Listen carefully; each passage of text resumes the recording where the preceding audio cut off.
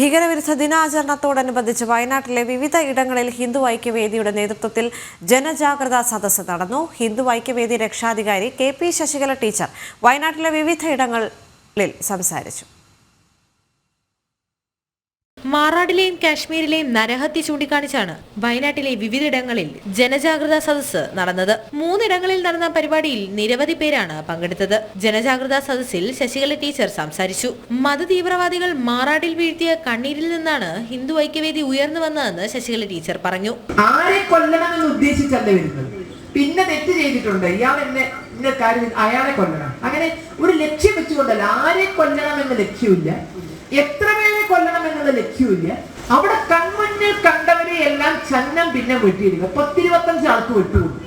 കൽപ്പറ്റ, മാനന്തവാടി, ബത്തേരി എന്നിവിടങ്ങളിൽ നടന്ന പരിപാടിയിൽ ശശികല ടീച്ചർ സംസാരിച്ചു. കൽപ്പറ്റയിൽ നടന്ന പരിപാടിയിൽ ഹിന്ദു ഐക്യവേദി വയനാട് ജില്ലാ രക്ഷാധികാരി CP വിജയൻ അധ്യക്ഷനായി. ജനം, വയനാട്.